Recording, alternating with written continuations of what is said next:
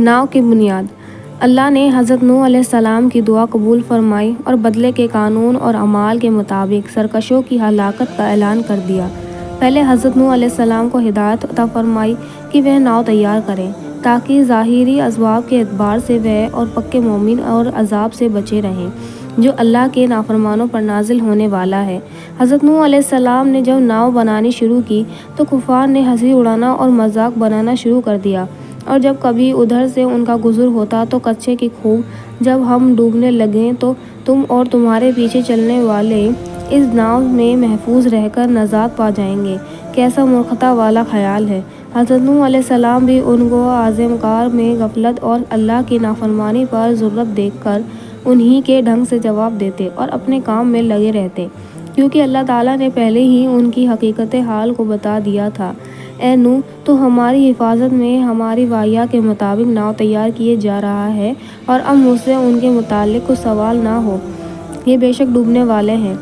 आखिर नूह की नाव बनकर तैयार हो गई। अब अल्लाह के वादे का वक्त करीब आया और हज़रत नूह अलैहिस्सलाम ने उनकी पहली निशानी को देखा जिसका जिक्र उसने किया गया था, यानी धरती के नीचे से पानी का चश्मा उबलना शुरू हुआ। तब अल्लाह की वाह से उनको हुक्म सुनाया कि नाव में अपने ख़ानदान वालों को बैठने का हुक्म दो और तमाम जानदारों में से हर एक का एक जोड़ा नाव में पनाह ले, और छोटी जमात भी जो तुम पर ईमान ला चुकी है नाव में सवार हो जाए। जब अल्लाह की वता से तामील हो गई तो अब आसमान को हुक्म हुआ कि पानी बरसाना शुरू हो और धरती के सोतों को हुक्म दिया गया कि वो पूरी तरह उबल पड़े।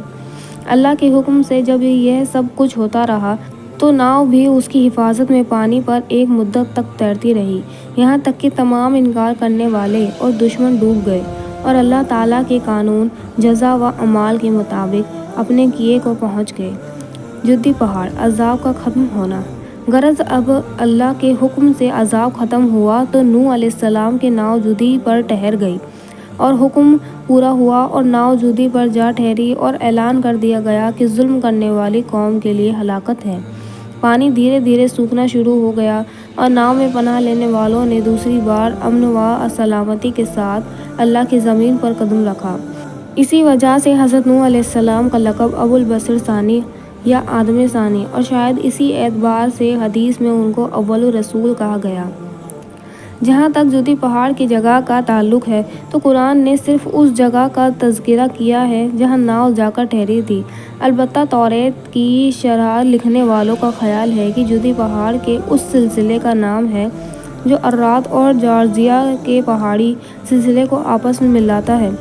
नूह अलैहिस्सलाम का बेटा। तारीख़ के माहिरों ने हज़रत नूह अलैहिस्सलाम के इस बेटे का नाम कनान बताया है। यह तौरात की रिवायत के मुताबिक है। कुरान उनका नाम बताने में खामोश है, जो नफ्स वाक़िया के लिए गैर ज़रूरी था। अलबत्ता हज़रत नूह अलैहिस्सलाम का उस बेटे से खिताब और उनके अज़ाब का जिक्र किया गया।